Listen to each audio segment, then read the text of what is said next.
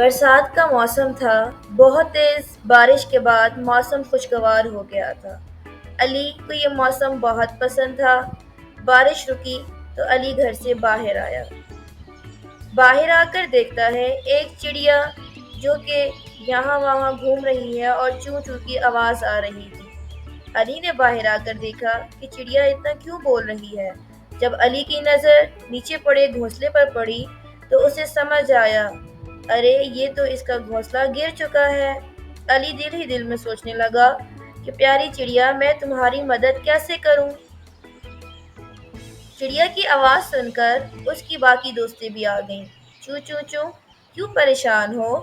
اس نے بتایا، تیز بارش کے بعد میرا گھونسلہ گر چکا ہے، اب میرا گھر ٹوٹ چکا ہے، میں کیا کروں گی؟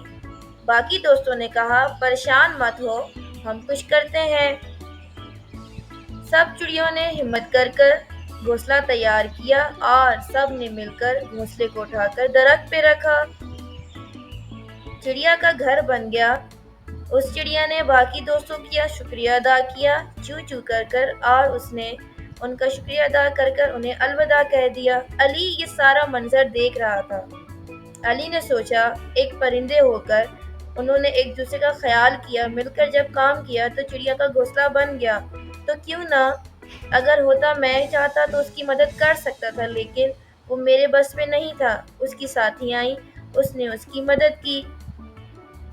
پیارے بچوں، اس کہانی سے ہمیں یہ سبق ملتا ہے، جب بھی کوئی مشکل میں ہو، مصیبت میں ہو، ہمیں ان کی مدد کرنی چاہیے۔ جیسے کہ ایک چڑیا مشکل میں تھی، اس کی باقی ساتھی آئیں اور اس کی مدد کی، چڑیا کو نیا گھر بنا دیا۔ Subscribe to my channel, like the videos and press the bell icon.